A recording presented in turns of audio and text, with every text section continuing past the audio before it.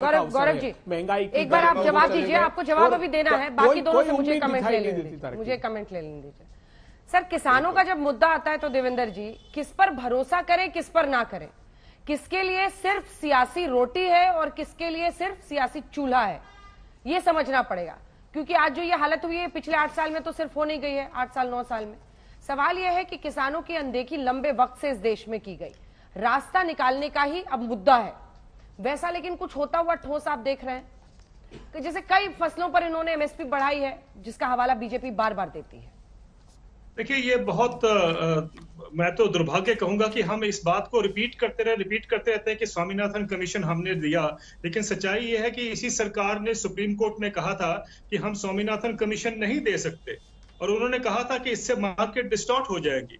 और उसके बाद जो है स्वामीनाथन कमीशन ने कहा था कॉम्प्रिहेंसिव कॉस्ट के ऊपर 50% प्रॉफिट मिलना चाहिए।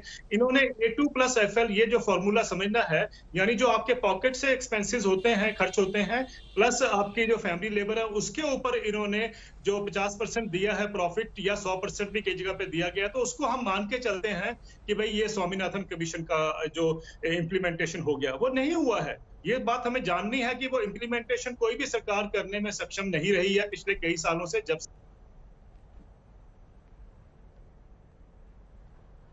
आपका ऑडियो चला गया है सर, और वो स्क्रीन को भी थोड़ा मुझे लगता है हॉरिजॉन्टल आपने कर दिया, उसकी वजह से टेढ़ा हो गया। मैं लौटूंगी आपके पास।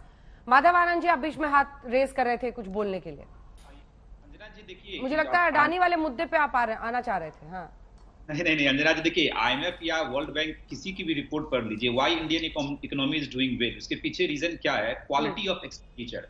पहले के सरकारों में क्वालिटी ऑफ एक्सपेंडिचर नहीं था, और ट्रांसपेरेंसी इन डेटा, जो सरकार डेटा देती है उसमें ट्रांसपेरेंसी होती है। और क्वालिटी ऑफ एक्सपेंडिचर जो इकोनॉमिक टर्म्स में ये होता है कि आप कहीं से कर्ज भी लेते हो तो उसको सही जगह पे यूटिलाइजेशन होता है कि नहीं होता है। तो यहाँ क्वालिटी ऑफ एक्सपेंडिचर है। इसी कारण जो है अन्य देशों की तुलना में हमारी अर्थव्यवस्था एक मजबूत स्थिति में है, बहुत मजबूत नहीं है लेकिन मजबूत स्थिति में है। तीसरी बात, जो पीपीपी मॉडल की बात कर रहे थे, अभय दुबे जी कर रहे थे, भारत अभी पीपीपी के मामले में भारत तीसरी बड़ी अर्थव्यवस्था है, परचेज पावर पैरिटी की जिसकी बात करते हैं। तो ऐसा नहीं है, स्थिति जो है सो नाजुक नहीं कहा जा सकता। अरे परचेज पावर पैरिटी गलत बात करते हैं अंजना जी, ये बिल्कुल गलत तथ्य देते हैं। परचेज पावर पैरिटी क्या होता है? परचेज पावर पैरिटी का अर्थ जानते हैं आप?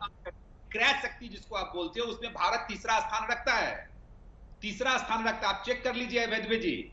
हाँ तो अरे क्रय शक्ति, अरे नहीं अरे अंजना जी बहुत कैसे अर्थशास्त्री है ये? परचेज पावर पैरिटी का, हाँ, परचेज पावर पैरिटी का अर्थ ये होता है कि जो वस्तु अमेरिका में 10 रुपए में मिलती है वो हिंदुस्तान में 3 रुपए में मिलती है। इसका अर्थ ये नहीं हुआ कि नागरिकों की क्रय शक्ति बढ़ गई, वो सिर्फ purchase power parity as the name suggest. क्या बात करते हैं आप? कैसे अर्थव्यवस्था के जानकार? ये भारतीय जनता पार्टी का पक्ष रखना बंद कीजिए, क्योंकि आपने समय नहीं दिया अंजना जी।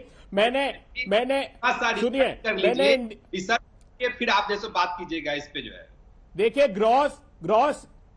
Gross national income per capita, अब वक्त की कमी है, जल्दी से गौरव भाटिया जी सबकी बातों का जवाब अध्ययन करेंगे तो हिंदुस्तान ठीक है ग्रॉस डोमेस्टिक प्रोडक्ट पर जीडीपी चल पे लगे, जीडीपी पे बात नहीं कर रही है ना अभी।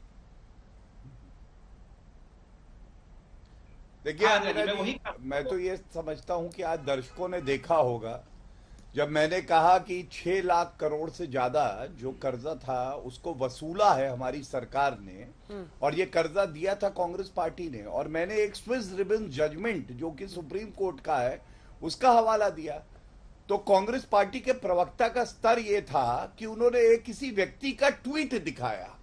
अब ये प्रमाण और तथ्यों का फर्क है कि भाजपा का प्रवक्ता किस तरह के तथ्य रखता है और कांग्रेस का प्रवक्ता एक ट्वीट दिखाता है। और मैं अपने हाथ में देखिए पिछले 9 साल में ने हड़ताल की है उस मुद्दे को लेकर।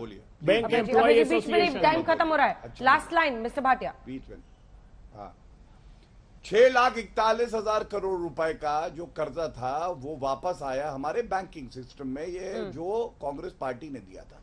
और बड़ी बात मैं ये कहूंगा कि बजट से एक उम्मीद हर नागरिक की होती है, और सरकार की जिम्मेदारी ये होती है कि अगर वो जनता से 1 रुपया ले तो वो पूरा का पूरा 1 रुपया वापस जनता के हित में जाए, चाहे वो गरीब वर्ग का व्यक्ति हो, मध्य वर्ग का हो, चाहे कोई और हो। लेकिन कांग्रेस पार्टी में खुद ही कहा जाता था 1 रुपया दिल्ली से चलता है, 10 पैसे लाभार्थी तक पहुंचते हैं। ये बड़ा फर्क आया है भाजपा की पारदर्शी सरकार में, जो ईमानदारी से जनता का हित साध रही।